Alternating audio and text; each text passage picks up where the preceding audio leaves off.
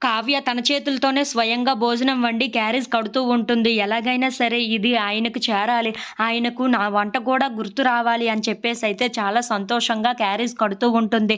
ఇంతలో రాహుల్, రుద్రాణి వాళ్ళు అటువైపుగా వెళ్తూ ఉంటారు. ఏంటి ఇది ఏదో చేస్తున్నట్లుగా ఉంది. క్యారేజ్‌లు ఎవరికి కడుతుంది?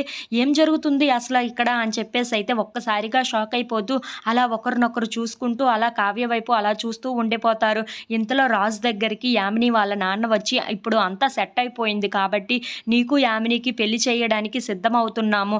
ఏమంటావు నువ్వు అని చెప్పేసైతే రాజుని అడుగుతూ ఉంటాడు. ఆ మాటలు వినగానే అక్కడ ఉన్న యామిని అయితే ఇంకేముంది అంతా సెట్ అయిపోయింది కదా! ఇక ఏముంది బావకి నాకు పెళ్లి చేయడమే ఉంది. నేను బావ పెళ్లి చేసుకుంటే మొత్తం అయిపోతుంది కదా! అని చెప్పేసైతే అంటూ ఉంటుంది. ఆ మాటలు వినగానే అక్కడ ఉన్న రాజు అయితే ఒక్కసారిగా షాక్ అయిపోయి లేదు యామిని నేను ఇప్పుడు పెళ్లి చేసుకోవడానికి సిద్ధంగా లేను. కొన్ని రోజులు గడిచిన తర్వాత అదేదో ఆలోచిద్దాం అని చెప్పేసైతే అంటూ ఉంటాడు. ఆ మాటలు వినగానే అక్కడ ఉన్న వాళ్ళందరూ అయితే ఒక్కసారిగా షాక్ అయిపోతూ ఉంటారు.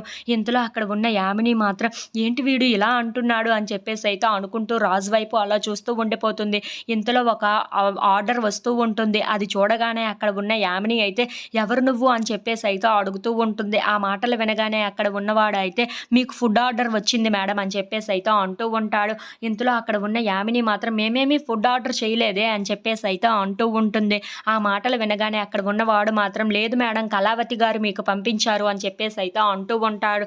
ఆ మాటలు వినగానే అక్కడ ఉన్న యామిని అయితే ఒక్కసారిగా షాక్ అయిపోతూ ఉంటుంది. ఇంతలో రాజు అక్కడికి వచ్చి ఏంటి కళావతి గారు మాకు పంపించారా? ఏది ఇలా ఇవ్వండి మాకే పంపించి ఉండాలి అని చెప్పేసైతే అనుకుంటూ ఆ క్యారేజ్‌ని తీసుకొని వెళ్ళి తింటూ ఉంటాడు.